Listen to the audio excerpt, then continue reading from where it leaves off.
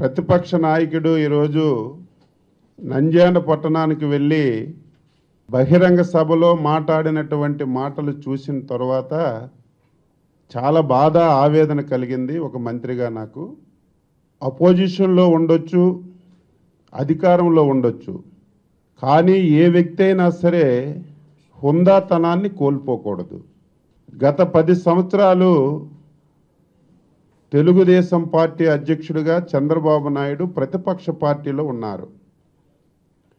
ఆ రోజు నీ తండ్రి కానీ కాంగ్రెస్ పార్టీలో ఉన్నటువంటి ముఖ్యమంత్రులు కానీ చాలా అవహేళన చేసినా సరే, చాలా ఇన్సల్ట్ చేసినా సరే ఎక్కడ కూడా నోరు జారకుండా ప్రజాస్వామ్య పద్ధతిలో మాట్లాడి ప్రజలకి మెప్పించి అధికారంలోకి వచ్చినటువంటి సందర్భాన్ని ఒకసారి రాష్ట్ర ప్రజానీకానికి నేను గుర్తు చేస్తున్నాను.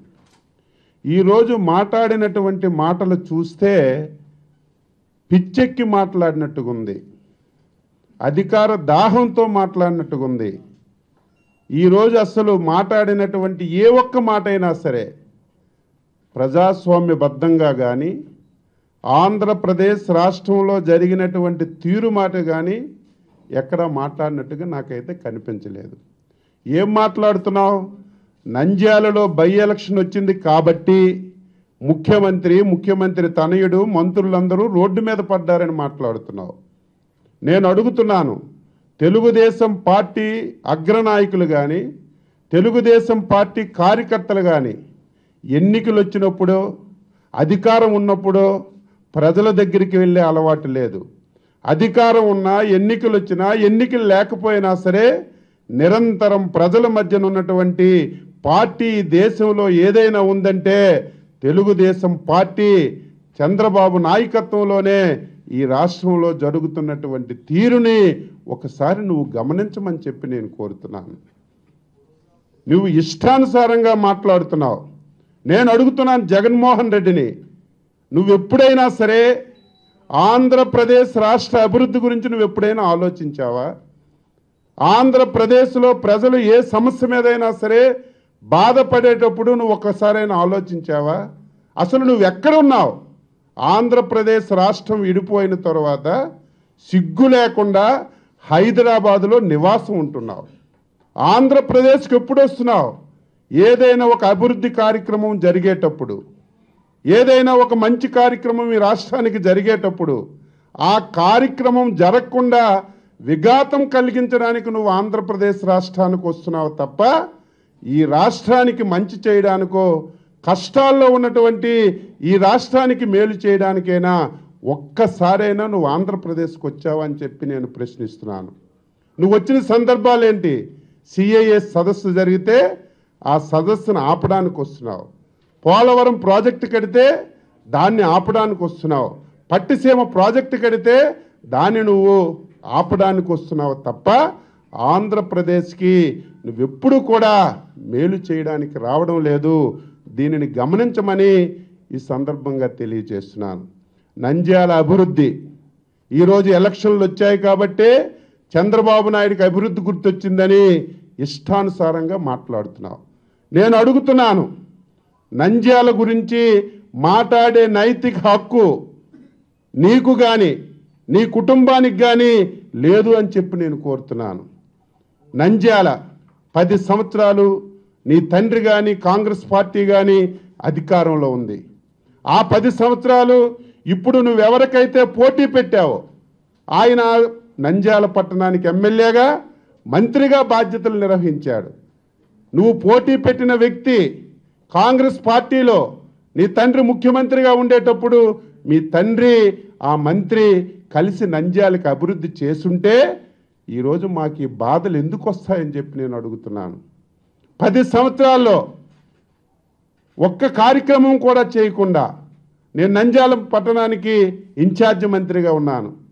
పివి నరసింహారావు గారు ప్రధానమంత్రిగా చేశారు. ఆ రోజు ఉన్నటువంటి మోహన్ రెడ్డి గారు మంత్రిగా చేశారు. నీ తండ్రి అది చేశాడు ఇది చేశాడని చెప్పారు. నేను చూసిన తర్వాత ఆ పట్టణాన్ని చూసి గత పాలకులు ఇంత నిర్లక్ష్యం చేశారని ఒక బాధ ఆవేదన కలిగింది. మేము వచ్చిన తర్వాత చంద్రబాబు నాయకత్వంలో నంద్యాలను ఒక మోడల్ పట్టణంగా తయారు చేయాలి. నంద్యాలలో సమస్యలు లేనటువంటి పట్టణంగా తయారు చేయాలి. నంద్యాలలో పేదరికం లేనటువంటి ఒక పట్టణంగా తయారు చేయాలని ఒక కంకణబద్ధంగా పనిచేస్తే ఈరోజు నువ్వు నోటికొచ్చినట్లు మాట్లాడుతున్నావు. ఇల్లు గురించి చంద్రబాబు నాయుడు గారు 13,000 ఇల్లు కడుతున్నారు. అందులో లోకేష్ గారు అదనంగా టెండర్లు వేయించి ఏదో డబ్బులు కొట్టేస్తున్నారని సిగ్గుమాలిన మాటలు మాట్లాడుతున్నాం. టెండర్లు ఓపెన్ బిడ్ పిలిచాం, 6 వచ్చారు.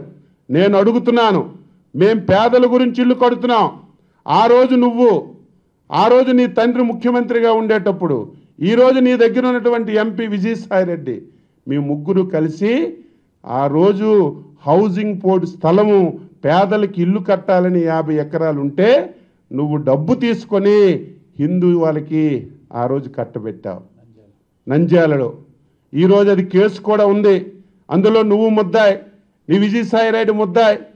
ఆ రోజు ఉన్నటువంటి హిందూజా కంపెనీ కూడా ఈరోజు ముద్దాయిలుగా రోజు కోర్టులు వెంబడి తిరుగుతున్నారు. అది ఏ సైటు? ఆ రోజు ప్రభుత్వం హౌసింగ్ బోర్డుకి ఆ రోజు పేదవాళ్ళకి ఇల్లు కట్టాలని పేదవాళ్ళ గురించి కేటాయించినటువంటి స్థలాన్ని నీ దాహంతో హిందూ వాళ్ళకిచ్చి డబ్బు కొట్టేసి ఆ స్థలాన్ని పేదవాళ్ళకి చెందకుండా చేసినటువంటి వ్యక్తి. మేము వచ్చాం. ఇరిగేషన్ ల్యాండ్ గతంలో ఎవరు కూడా దృష్టి పెట్టకపోతే 50 ఎకరాలు ఇరిగేషన్ ల్యాండ్ హౌసింగ్కి ఇచ్చి 13,000 ఇల్లు పారదర్శకంగా కడుతుంటే నువ్వు హర్షించవలసింది పోయి ఇదేదో ఎలక్షన్ జిమ్ముకని నువ్వు మాట్లాడడం ఎంతవరకు భావ్యమని చెప్పి నేను అడుగుతున్నాను. ఇదేదో ఎలక్షన్లు వచ్చాయి కాబట్టి చంద్రబాబు నాయుడికి అన్నీ గుర్తొచ్చాయని చెప్పి అడుగుతున్నావు. ఈరోజు ఎంత దారుణానికి తెగుస్తున్నాడంటే చివరికి పవన్ కళ్యాణ్ కూడా విడిచిపెట్టలేదు. పవన్ కళ్యాణ్ గారికి చంద్రబాబు నాయుడు గారు పిలిపించుకున్నారు, ఎలక్షన్లు వచ్చాయి కాబట్టని ఆయన మీద కూడా నువ్వు విమర్శిస్తున్నావంటే అసలు ఈ రాష్ట్రంలో ఏం జరుగుతుందో, ఈ రాష్ట్రంలో ఏ వ్యవహారాలు నడుస్తున్నాయో కనీసం హైదరాబాదులో ఉండైనా సరే నువ్వు చూస్తున్నావని చెప్పి నేను అడుగుతున్నాను. పవన్ కళ్యాణ్ గారు ఒక సామాజిక సమస్య మీద, ప్రజలు ఇబ్బంది పడుతున్నటువంటి ఒక సమస్య మీద రాష్ట్ర ముఖ్యమంత్రి దగ్గరికి వచ్చి సమస్య ఆయన దృష్టిలో పెట్టి సమస్య పరిష్కారానికి వస్తే దాన్ని కూడా నువ్వు ఈ రకంగా విమర్శించడం, ఆయన్ని కూడా ఈ ఊబిలోకి లాగడం ఎంతవరకు సబబని నేను జగన్మోహన్ రెడ్డికి అడుగుతున్నాను. ఎలక్షన్లు వచ్చాయని కార్యక్రమాలు చేయడం కాదు. ఈరోజు పెన్షన్లన్నీ ఇస్తున్నారు, రోడ్లు వెడల్పు చేస్తున్నారు, ఇల్లు కడుతున్నారు.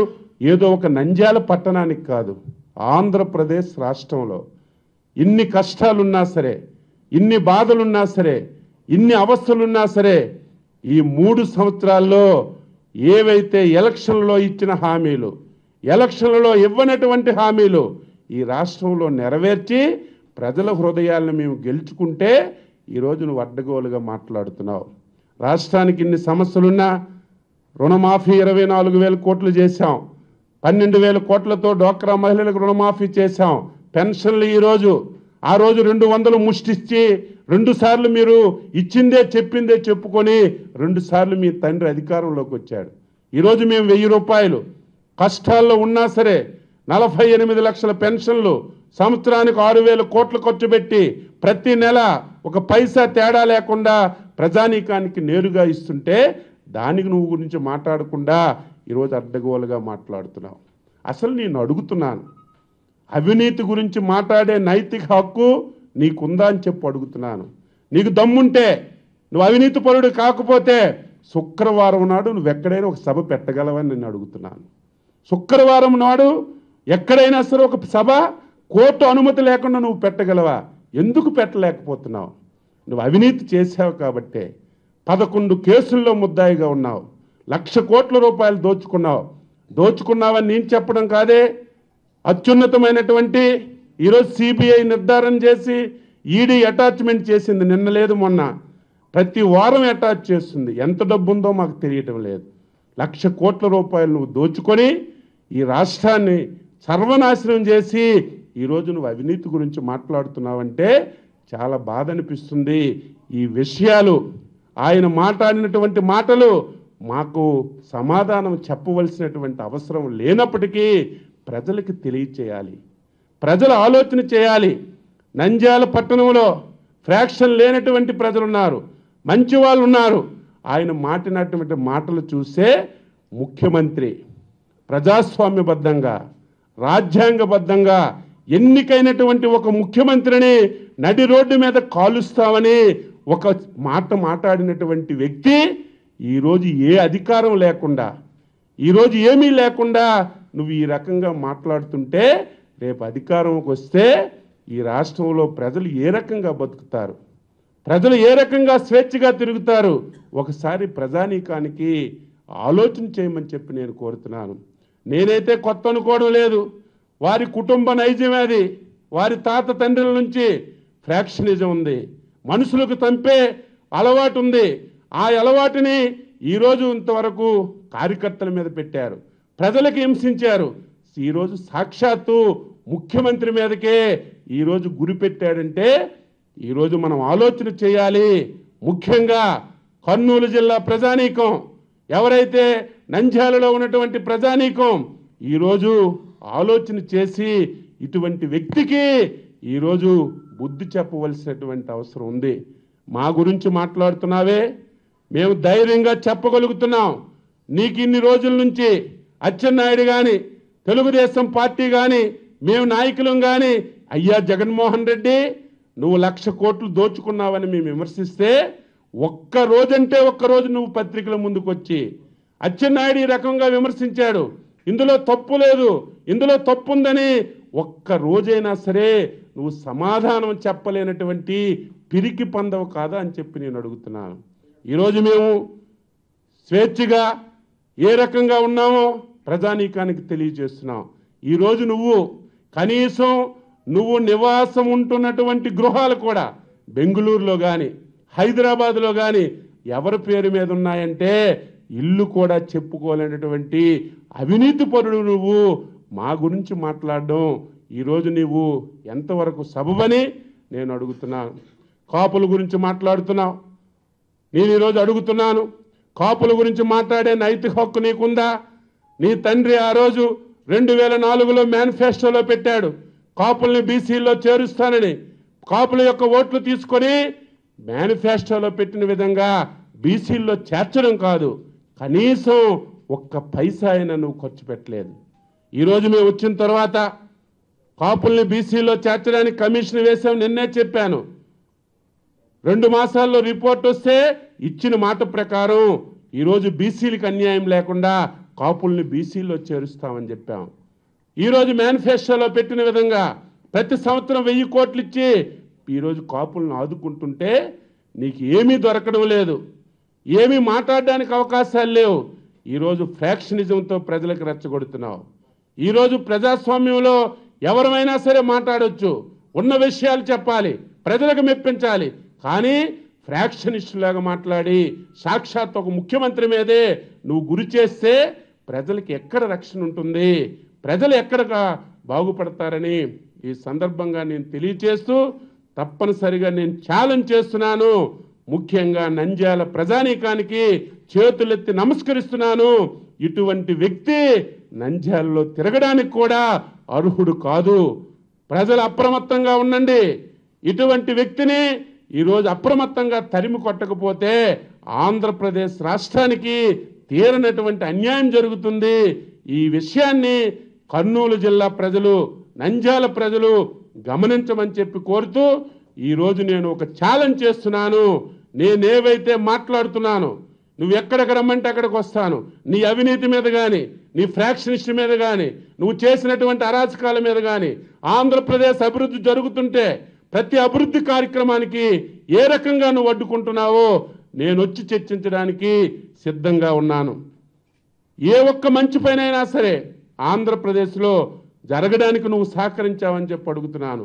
అన్నింటికీ ఆటంకాలు పెట్టి 3 సంవత్సరాలు చాలా ఇబ్బందులు పెట్టి ఇన్ని ఇబ్బందులు సృష్టించినా సరే మొక్కువని ధైర్యంతో ఒక నాయకత్వ లక్షణాలతో చంద్రబాబు నాయకత్వంలో ఇన్ని కార్యక్రమాలు జరుగుతున్నాయి. కాబట్టే రేపు ఏ ఎన్నికొచ్చినా నంద్యాలే కాదు ఏ ఎన్నిక వచ్చినా సరే, వార్డు మెంబర్ నుంచి ఏ ఎన్నిక వచ్చినా సరే తెలుగుదేశం పార్టీ గెలుస్తుంది. ఎందుకు గెలుస్తుంది? ఈరోజు కార్యక్రమాలు చేశాం కాబట్టే, నిరంతరం ప్రజల మధ్య ఉంటున్నాం కాబట్టే, సాక్షాత్ ఒక ముఖ్యమంత్రి రోజుకు 18 గంటలు ఆరోగ్యాన్ని కూడా చూసుకోకుండా ప్రజలకు సేవ చేస్తున్నాడు కాబట్టి ఆ నమ్మకం, విశ్వాసం మాకుంది. ఆ రకంగా ప్రజలకు ఓట్లు అడుగుతున్నాం తప్ప నీలాగా ఈరోజు ఫ్రాక్షనిస్ట్ మైండ్తో ప్రజలకి భయపెట్టి ఈరోజు ఈ రకంగా చేయడం భావ్యం కాదు. దీన్ని నేను ఖండిస్తున్నాను. ఈరోజు ప్రజలందరూ కూడా ఆలోచించేయమని చెప్పి కోరుతూ మీ అందరి దగ్గర సెలవు తీసుకుంటున్నాం.